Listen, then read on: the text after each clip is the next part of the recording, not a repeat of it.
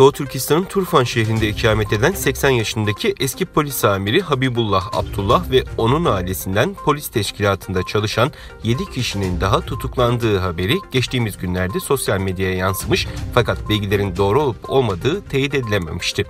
Özgür Asya Radyosu'nun haberine göre aile üyelerinden Türkiye'de yaşayan Melikzat Habibullah'ın verdiği tanıklıktan 30 yıl Tufan'daki Çatkal Bölge Karakolu'nda polis amirliği yapan emekli polis memuru babası Habibullah Abdullah'ın 75 yaşındaki annesiyle beraber Nisan 2017'de keyfi suçlamalarla ceza kampına götürüldüğü öğrenildi.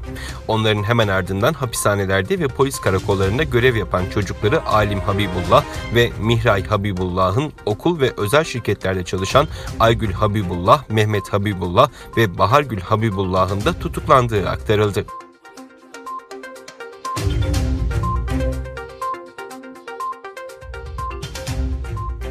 Japonya basını hakkında hasta olduğu yönünde söylentilerin olduğu Kuzey Kore lideri Kim Jong-un bitkisel hayatta olduğunu iddia etti.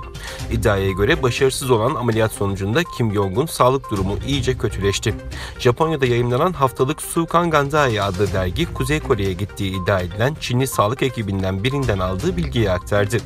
Derginin haberine göre Nisan ayı başında Kim Jong-un kırsal bir bölgeyi ziyareti sırasında göğsünü tuttuğu ve sol tarafı üzerine düştükten sonra yanındaki doktorlar tarafından en yakın hastaneye götürüldüğü belirtildi.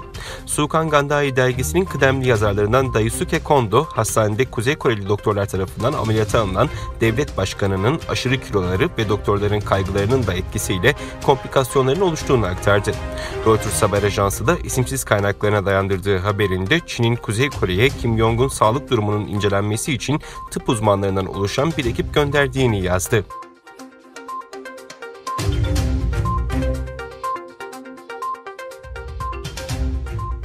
İsrail'in başkenti Tel Aviv'de yaklaşık 1000 kişi Covid-19 kriziyle mücadelede tüm yönetimin Netanyahu'nun elinde toplanmasına tepki için toplandı.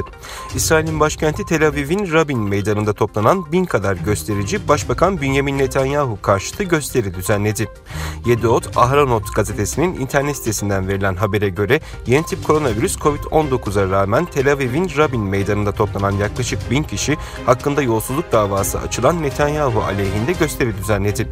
Protestoya ilişkin verilen bilgide göstericilerin Covid-19 kriziyle mücadelede tüm yönetimin Netanyahu'nun elinde toplanmasına karşı oldukları kaydedildi.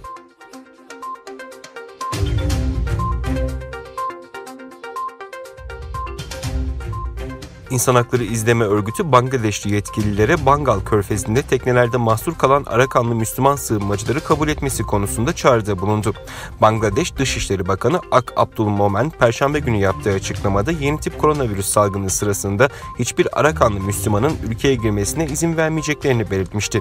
Myanmar'ın Arakan eyaletinde 2012'de Budistlerle Müslümanlar arasında çatışmalar çıkmış, olaylarda çoğu Müslüman binlerce kişi katledilmiş, yüzlerce ev ve iş yeri ateşe verilmişti. Birleşmiş Milletler ve uluslararası insan hakları örgütleri Arakanlı Müslümanlara yönelik şiddeti etnik temizlik ya da soykırım olarak adlandırıyor.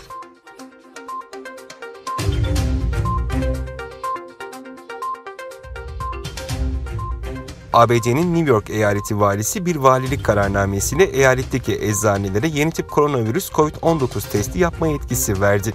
Vali günlük basın toplantısında eyaletteki Covid-19 salgınına ilişkin bilgi vererek salgın vakalarının sayısının halen yüksek olduğunu ancak düşüşe geçtiğini belirtti. Eyaletteki Covid-19 test sayısını arttıracaklarını ve test konusunda sınırlamaları gevşeteceklerini söyleyen vali, bağımsız eczanelerinde tanı testleri uygulamasına izin veren bir valilik kararnamesini imzaladığını aktardı.